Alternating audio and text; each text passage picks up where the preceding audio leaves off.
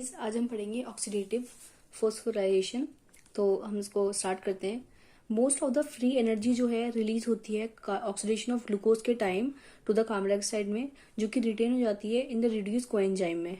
NADH and FADH2 generated होते हैं during the glycolysis and TCA cycle के time जो है NADH एंड FADH2 जनरेट होते हैं, जिसमें इलेक्ट्रॉन्स जो होते हैं रिलीज हो जाते हैं फ्रॉम NADH एंड FADH2 से, and finally the transfer to the oxygen by the formation of water molecules.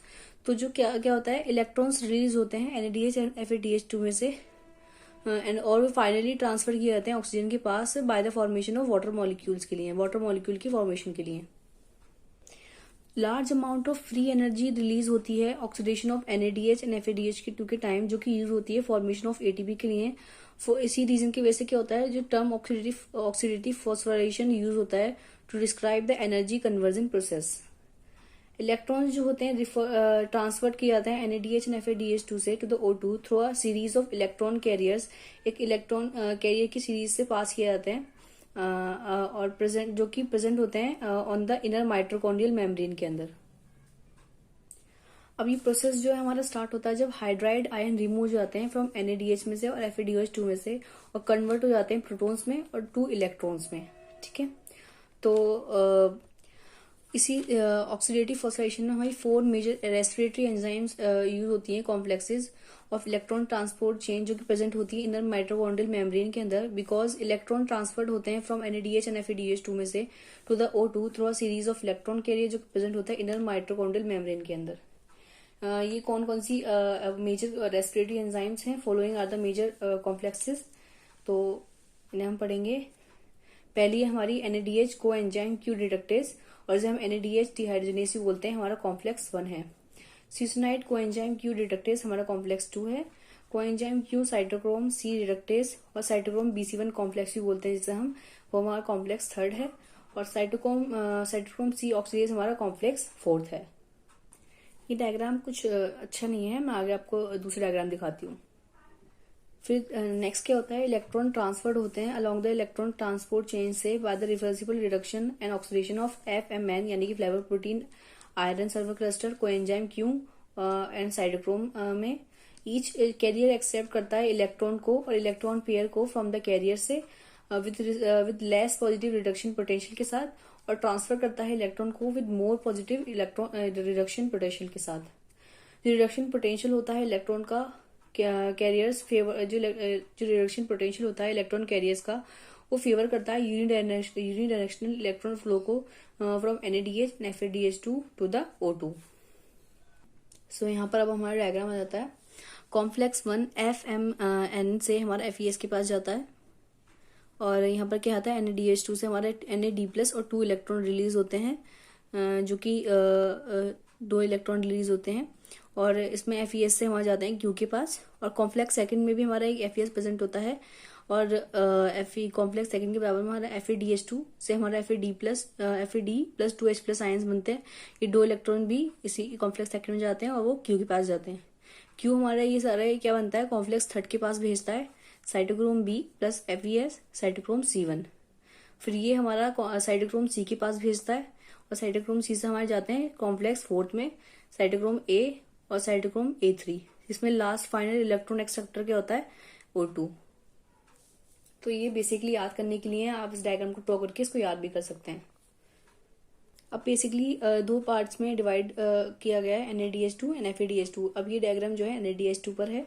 इसमें ये इनर मेम्ब्रेन है, हमारा इनर माइटोकॉन्ड्रियल स्पेस है। इसमें कॉम्प्लेक्स फर्स्ट होता है, इसमें 2 इलेक्ट्रॉन्स होते हैं और 4 H+ आयन ऊपर की तरफ दिखा रखे हैं। NADH से हमारा 2 इलेक्ट्रॉन NAD+ बनता है, और ये कॉम्प्लेक्स फर्स्ट से हमारा क्यू में जाता है। फिर कॉम्प्लेक्स फर्स्ट के बाद डायरेक्ट कॉम्प्लेक्स 3 होता है, कॉम्प्लेक्स सेकंड नहीं होता। इसमें भी 2 इलेक्ट्रॉन होते हैं, 4 ऊपर जाते हैं, और उसके बाद ये साइटोक्रोम C में जाता है। साइटोक्रोम से सीधे कॉम्प्लेक्स 4 में जाता है। इसमें हमारा हाफ O2 प्लस 2H+ से हमारा वाटर बनता है, और इसमें 2H+ आयन ऊपर जाते हैं, मतलब वो इसमें प्रेजेंट होते हैं जो भी है। और इसमें हमारा NADH2 में 10 H+ आयंस होते हैं, और NADH2 में हमारा 2.5 ATP होता है। तो ये भी बेसिकली आपको लर्न ही करना है। सो ये हमारा FADH2 का, इसमें वन FADH2 में 6S+ होते हैं और वन FADH2 में 1.5 ATP होते हैं। तो इसी तरह से वहां पर कॉम्प्लेक्स फर्स्ट से शुरू था, यहाँ पर कॉम्प्लेक्स सेकंड से शुरू है, ठीक है। वहां पर कॉम्प्लेक्स सेकंड प्रेजेंट नहीं था, अब यहाँ पर कॉम्प्लेक्स सेकंड से कॉम्प्लेक्स थर्ड फिर फोर्थ, वहां पर कॉम्प्लेक्स फर्स्ट था फिर थर्ड फिर फोर्थ था।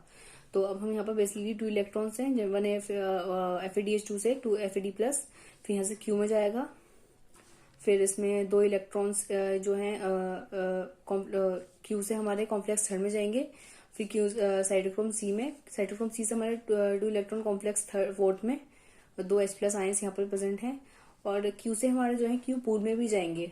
अब हम Q पूल आगे पढ़ेंगे, और बेसिकली 1/2 O2 + 2H+ से हमारा वाटर बनेगा। सो ये हमारा क्या है, FADH2 के लिए है ये डायग्राम। अब हमारा क्या है, Q पूल है। तो the mechanism of participation of यूबिक्विनोन Q in the electron transport process, जो मैकेनिज्म होता है पार्टिसिपेशन करने का यूबिक्विनोन Q का इलेक्ट्रॉन ट्रांसपोर्ट प्रोसेस में, वो प्रपोज किया था पीटर मिकेन ने, और ये टर्म हुआ था as proton motive Q cycle में। यूबिक्विनोन जो है हाइड्रोफोबिक होता है, यानी कि वाटर हीटर होता है, और ये अनचार्ज होता है। सो ये माइग्रेट करता है only hydrophobic core of the membrane, जहां वाटर प्रेजेंट नहीं होता। और diffusion of one ubiquinone takes place to the QP and central binding site. Diffusion होता है वन यूबिक्विनोन का, वो टेक्स प्लेस करता है QP पे या फिर सेंट्रल बाइंडिंग साइट पर, adjustment to the iron sulphur protein at the P site of the mitochondrial membrane. और इसकी एडजस्टमेंट कहाँ होती है, आयरन सल्फर प्रोटीन पर at the P site of the mitochondrial membrane. One electron जो है transferred होता है तो iron sulphur protein, and the second one electron transferred होता है आयरन सल्फर प्रोटीन पर, and the second electron transferred होता है to the haem group of cytochrome B, and two protons replace किए जाते हैं टू द P साइड से। फिर आयरन सल्फर प्रोटीन जो है वो ट्रांसफर करता है इलेक्ट्रॉन को along the chain to the cytochrome with the help of cytochrome oxidase की हेल्प से। इलेक्ट्रॉन जो है मूव करते हैं from the cytochrome B and binds to the QN centre and side, और इलेक्ट्रॉन जो है from the reduce cytochrome B forms ubiquinone UB semiquinone form करते हैं। नाउ जो सेकेंड यूबिक्विनोन मॉलिक्यूल है वो ऑक्सीडाइज हो जाता है P साइड पर, एंड सेकेंड इलेक्ट्रॉन फॉर्म होता है कंप्लीट करता है reduction of ubiquinone to ubiquinone. 2 protons जो होते हैं वो टेकन फ्रॉम मैट्रिक्स, 2 प्रोटॉन्स को लिया जाता है मैट्रिक्स में से फॉर द पर्पस, किसी पर्पस के लिए, और रिलीज किया जाता है टू द P साइड पर। The ubiquinone then goes back to the pool and Q cycle भी कंप्लीट। यूबिक्विनोन जो है वो पूल पे वापस जाता है और Q साइकिल वहां कंप्लीट होती है। इसका डायग्राम हम आगे देखते हैं। सो ये हमारा यूबिक्विनोन Q पूल का डायग्राम है। इस चीज को आप इग्नोर करिएगा प्लीज, और इसको आप लिखकर याद कर सकते हैं।